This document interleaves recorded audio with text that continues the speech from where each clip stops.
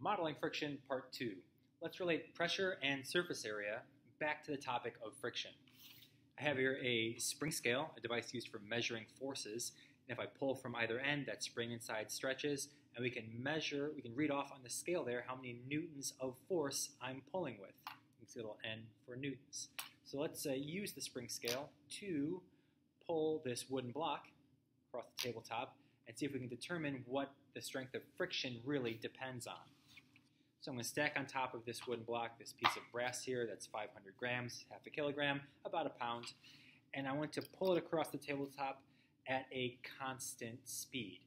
If I do that, then I know that the force that I'm applying to pull it with must be equal and opposite to the force of friction opposing me, that friction between the underside of the block and the table surface.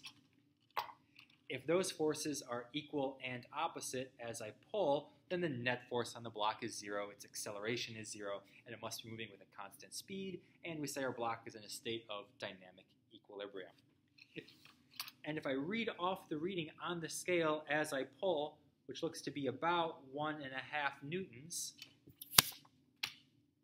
then I know that I was applying a force of 1.5 newtons, which is equal to the magnitude of the force of friction. Therefore, I'm using the spring scale to measure the force of friction. It was a 1.5 Newton force of friction between the block and the tabletop. Now, Coulomb's model for dry friction suggests that the strength of friction depends on how hard this object presses into the tabletop. How can I make it press harder into the tabletop? How can I test that? Well, we can add some mass. Here's a second identical wooden block, stack it on top, replace the original brass mass, add a second piece of brass, and now I've doubled the mass of the object. Doubling the mass of the object doubles the force of gravity acting on it, also known as the weight of the object. But in order to hold up this object, our table has to now exert a greater normal force upward on it. If we've doubled the force of gravity, then we've also doubled the normal force that the table is exerting upward on the object. And that normal force, that's exactly what we mean when we talk about how hard the table is pressing on the object or how hard the object is pressing into the table. So we've increased that pressing between them that should, according to Coulomb's model of dry friction, increase the strength of the force of friction. So it should now be harder to pull this block. There should be a greater force of friction to fight me. Let's test it out. Pulling again at constant speed, reading off the value on the scale, and I see about 3 newtons this time. So in fact, by doubling the normal force, we have doubled the force of friction opposing me. But is it really the normal force that determines how strong friction is, or is it the pressure that matters here? In that demo, pressure happened to increase when we added mass.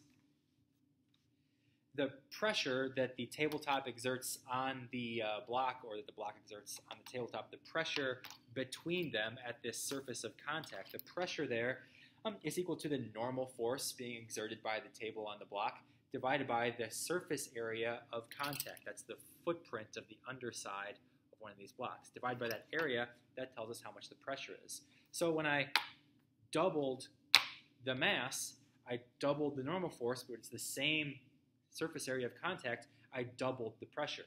We saw then that the force of friction doubled. So what made the force of friction double? Was it doubling the normal force, or was it really doubling the pressure? Which one mattered? We can test by keeping normal force the same, use the same object, same total weight, but I'm going to change the pressure this time and see if changing the pressure between the block and the tabletop, see if that changes the force of friction between them. That's easy enough to do. Let's take the 2 blocks. Instead, put them side by side here, still linked together so I can drag the 2 of them. And now this object here has the same total mass, so same total weight. So it's the same total normal force that the table is exerting upward on the object to hold it up. So the normal force has stayed the same. But by spreading out the mass, by increasing the mass weight distribution, by doubling that surface area, now I've got this total surface area of 2 footprints in contact with the table. I've dropped the pressure that the blocks are exerting on the table and vice versa by half. This is like lying down on your belly on the ice. You're spreading out your weight, reducing that pressure. So by reducing the pressure here, has that changed the force of friction between these blocks and the tabletop? Has it increased the friction because I've got a bigger surface area? Has it decreased the friction because I've decreased the pressure? Or has it had no effect? Let's test. So if I drag once again at a constant speed and read off the scale, I see once again about 3 newtons of force. Friction was not affected by the change in the pressure. 3 newtons of force with the blocks stacked, 3 newtons of force with the blocks side by side. Friction doesn't care how you distribute the weight. Friction doesn't care what the pressure is or the surface area. All that matters is how big the normal force is. Conclusion here, it's the normal force that affects the strength of friction. Not pressure by itself, not surface area by itself, but the product of the two, the normal force, that's what determines the strength of friction. So, to recap here,